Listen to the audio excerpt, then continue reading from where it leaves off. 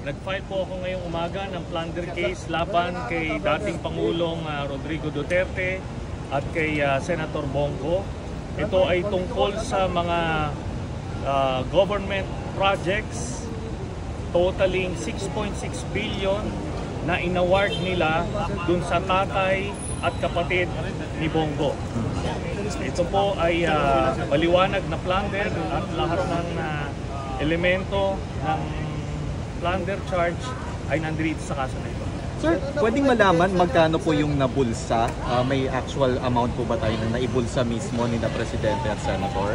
Lahat po yun ay inaward sa pamilya. No? The way the plunder is defined by law, pagka nakinabang ka at ang pamilya mo ng ill-gotten wealth. Ano? Kasi ito, ginamit nila yung kanilang posisyon, authority at influence para mabigay at makorner yung mga proyekto. 184 government contracts ang inaward nila sa tatay at kapatid ni Bongo na ang total nga ay 6.6 billion pesos. Sir, sorry, hindi ba kailangan i-prove na yung threshold na 15 million ay yun yung dapat na naibulsa? Eh, sobra-sobra ito, no? Ito ay plunder many times over. Kasi ang threshold ng plunder, according sa Ombudsman, is 50 million. At kung 75 million, according naman doon sa website ng Supreme Court, lahat ito ay kumbaga pasok na pasok many times over. Hindi kailangan, sir, na patunayan na 15 million at least yung naibulsa? Yun na yun. Yung 6.6 bawat ina-assume. cheque na na-receive nila, yun. Diretso saan pa diretso yun? Diretso sa kanila yun, sa pamilya yun. Because brother and father yung contractor. Yes, kasi pagka beneficiary ka at pamilya mo, first degree ito ng consanguinity, no? So maliwanag po yan, wala nang lusot dito. Sir, although nagawa na po ito before, opo, bakit sa DOJ, sir? Sa DOJ, hindi sa Ombudsman.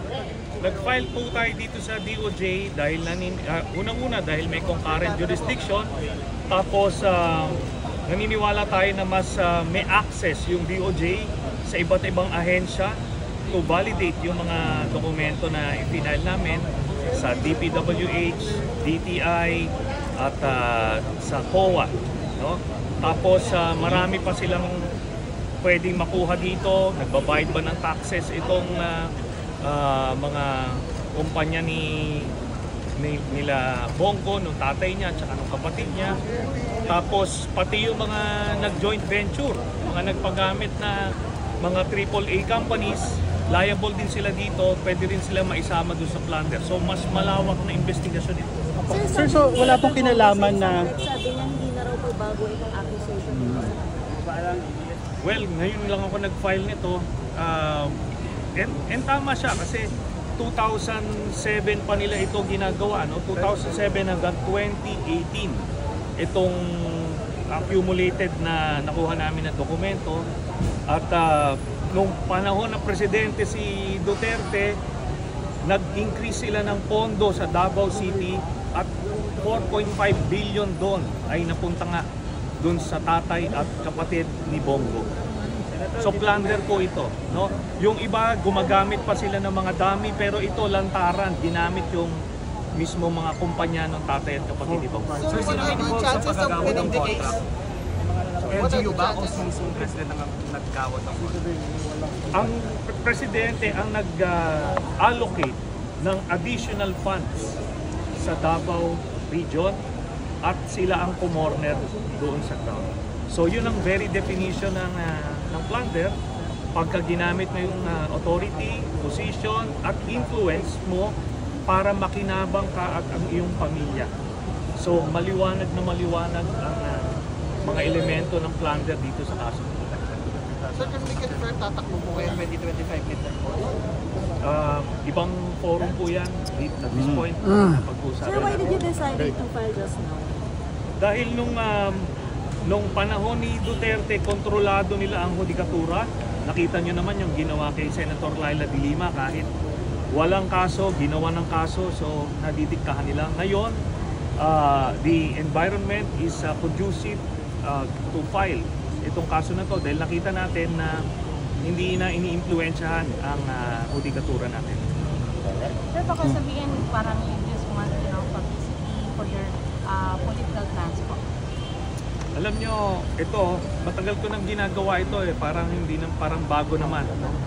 Hindi. Itong aming case, you will be furnished a copy, makikita nyo kung flimsy ito at for publicity purposes, ito maliwanag na buong-buo yung kaso nito. Sir, last question. Gaano kahalaga na second criminal complaint ito laban kay Duterte?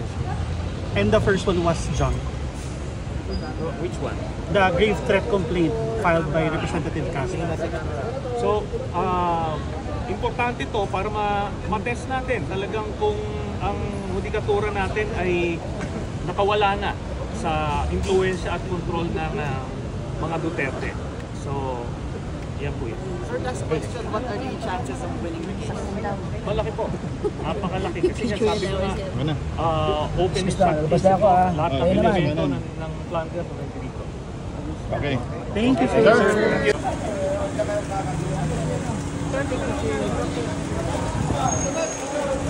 Sir, isa pa.